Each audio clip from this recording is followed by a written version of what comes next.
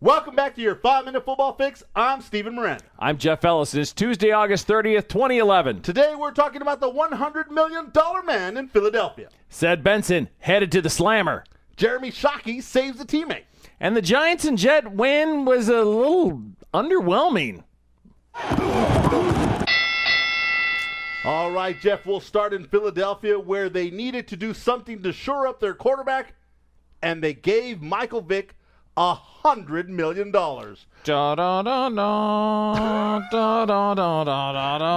they didn't make him a $6 million man.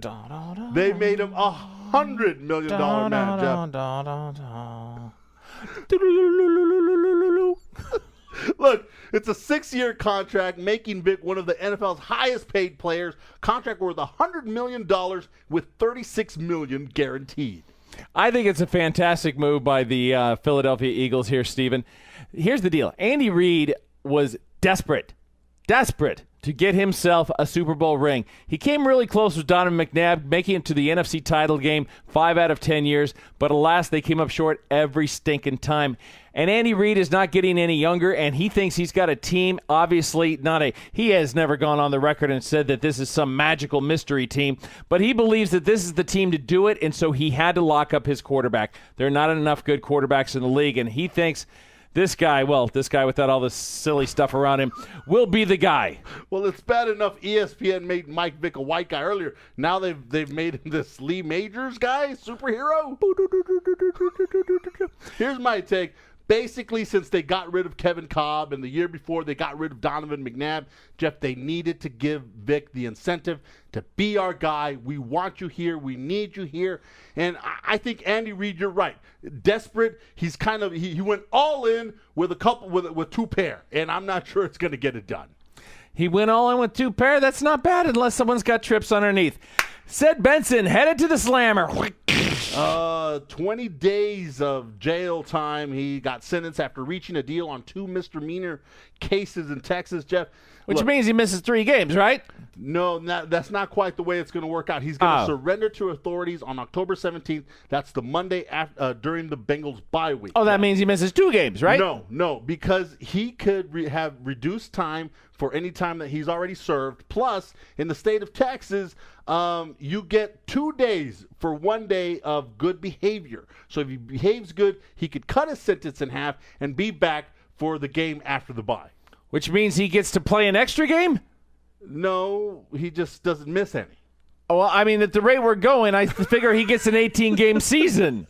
He's going to get an extra paycheck at this point just for beating the crap out of some guys in Texas. Look, but there's overcrowding in the Texas jails as well. Yeah. They want to make sure good people. I don't know if you're good if you assault somebody, but if you're good in jail, you can get out early, and so hopefully Benson gets. You know what? Bottom line, it's the Cincinnati Bengals. You're not winning many games anyways. Yeah, it's not going to affect the team one way or the other. In fact, I've got the whole state of Ohio on a 7 or 8 game over/under win. I can't really decide. Over because Cleveland, the other team in Ohio, will be okay. All right, Jeremy Shockey saves a teammate in a pretty dramatic fashion, Steven. Look, basically, Ben Hartsock, the other new tight end there in Carolina, was choking on a piece of meat. And he couldn't breathe. He wasn't breathing. Another teammate tried to give him a Heimlich maneuver. That didn't work. In comes Jeremy Shockey, smacks him on the back, and all is well. That's what Jeremy does best, is he's a big guy and just hits somebody really hard. Finally, the Giants and Jets kind of underwhelmed last night on Monday Night Football, the frequently postponed game because of some woman named Irene. It was a hurricane named Irene. She has a cane? Sorry, we've already been there. But this is what people thought about the Jets' 17-3 victory. What, that they need dental work? Steven, it's a hippopotamus that's yawning. They thought it was kind of a yawn. In fact, I saw during the game, I saw people yawning in the stands. I just see big giant teeth when I see that hippo. But anyways, Jeff, look, it wasn't that boring. Yeah, whenever you don't get a high-scoring shootout and touchdown, people, they think it's boring. But you know what, Jeff? I think it was a great game. It was full of excitement. You saw a lot from both teams. 2 players got ejected. Brandon Jacobs and Muhammad Wilkerson of the Jets, they got tossed for fighting. So that's – how could you say it was a yawn? I'm not saying it was a yawn. I am saying the players obviously took this seriously. They're playing for the pride of New York City in New Jersey, but they were still playing really hard, and they obviously cared about the outcome of this game very much. But the net result was you saw two teams whose defenses looked pretty terrific and two teams whose offenses looked suspect. Ultimately, Jeff, preseason game didn't really matter. What matters, Christmas Eve, these two teams meet again. That's going to be good. And that's when it's going to matter, and I can't wait. Santa Claus better bring a sledgehammer. All right, I'm Steven Miranda. I'm Jeff Ellis. For your 5-minute football fix. Out!